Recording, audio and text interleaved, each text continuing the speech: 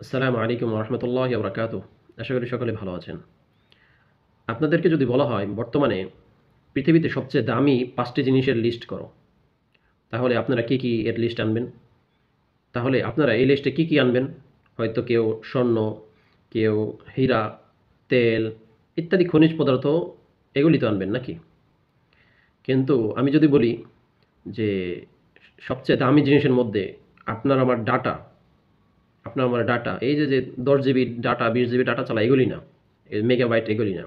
অর্থাৎ আপনার আমার যে সমস্ত তথ্য আছে, আমাদের যে পার্সোনাল তথ্য আছে, যেরকম ধরেন আপনার বাড়ি কোথায়, আপনার নাম কি, বা আপনার মন মানসিকতা কীরকম, আপনার হাল-চাল ইত্যাদি যে সমস্ত ডাটা আছে, আমি যদি বলি এই সমস্ত ডাটা সবচেয়ে দামি জিনিসের একটি, তাহলে কি আপনি বিশ্বাস করবেন? আসলে অনেকে বিশ্বাস করবে না। হয়তো এই বিষয় সম্পর্কে তেমন একটা ধারণা না থাকার কারণে। আসলে বর্তমান পৃথিবীতে আপনার আমার ডাটা অত্যন্ত দামি একটা জিনিস এবং গুরুত্বপূর্ণ বিষয়। কাদের জন্য জানেন? এটা হচ্ছে বড় কোটিপতি, বড় কোম্পানি যারা আছে তাদের জন্য। তো কিভাবে তাদের জন্য এতটা গুরুত্বপূর্ণ? চলুন আমি আপনাদেরকে ছোট একটা উদাহরণ দেই। গতকালকে আমি গুগলে একটা সার্চ করেছি যে লো প্রাইসের একটা মোবাইল, মানে লো প্রাইস গুড কোয়ালিটি একটা মোবাইলের একটা সার্চ করেছি।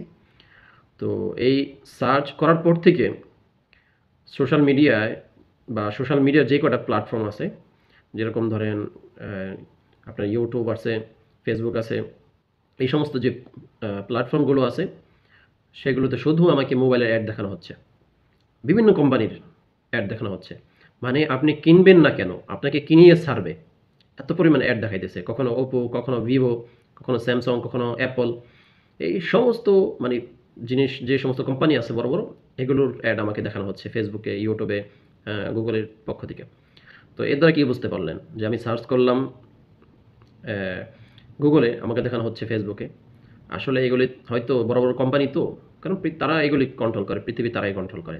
তারা তাদের মধ্যে হয়তো এগুলি আপনার কন্ট্রাক্ট আছে যে যদিও ফেসবুক এবং গুগল ২ টা আলাদা প্ল্যাটফর্ম, ২ জনের মালিক আলাদা, হ্যাঁ, কিন্তু হয়তো তাদের মধ্যে ডাটা শেয়ারিং কোনো চুক্তি আছে, বা অথবা তারা ফেসবুক বা ফেসবুক গুগলের কাছ থেকে ডাটা শেয়ারিং করে বা ডাটা কিনে, হয়তো এরকম।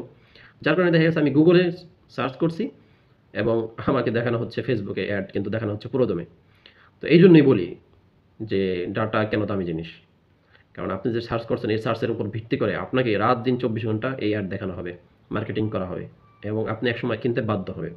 এই জন্যই বড় কোম্পানির ডাটার প্রয়োজন পড়ে, যে মানুষের চাহিদা কি, কি চায়, কোন মানুষটা কি চায়, সমস্ত বিষয় আমি যে সার্চ করি গুগলে, এমনকি অনেক সময় অনেক কিবোর্ড যেগুলি আছে এগুলোতে আমার সার্চ হিস্টোরি বা আমার যে টাইপিং হিস্টোরি এগুলো অনেক সময় কী করে সেভ করে রাখে। তো আশা করি বুঝতে পেরেছেন যে ডাটা এত দামি জিনিস কেন।